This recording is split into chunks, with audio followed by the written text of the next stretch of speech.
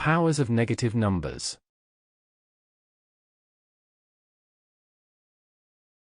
In this lesson, we discuss the sign of the result obtained by raising a number at a given power. Thus, we don't have concerns if a positive number, i.e. if the base is positive, is raised at a given power because the result is always positive regardless of the sign of the index. Thus, if the index is positive, it is obvious that we always obtain a positive number as a result because in such situations, we multiply a positive number several times, determined by the value of index, by itself.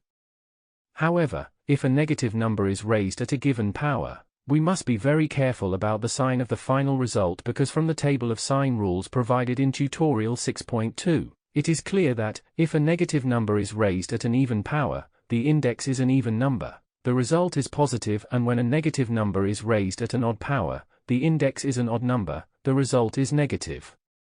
For example, we have the following shown on screen.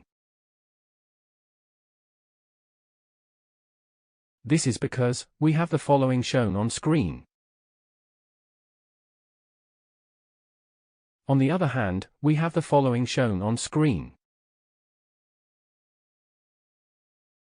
This is because we have the following shown on screen. Example 1. Calculate the value of the following expressions. We have the following shown on screen.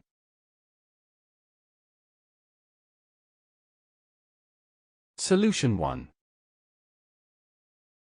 A. We have the following shown on screen. B. We have the following shown on screen.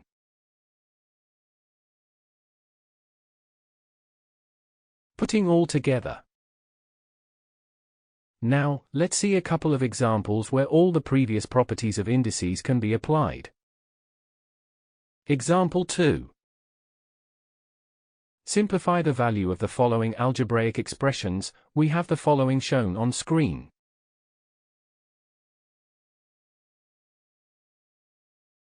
Solution 2. A. We have the following shown on screen.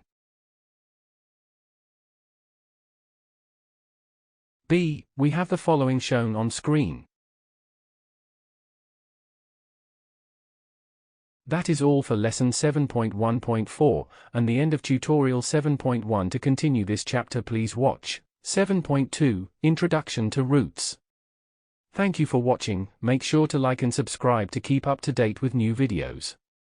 For more information, calculators, and tutorials, please visit www.icalculator.info.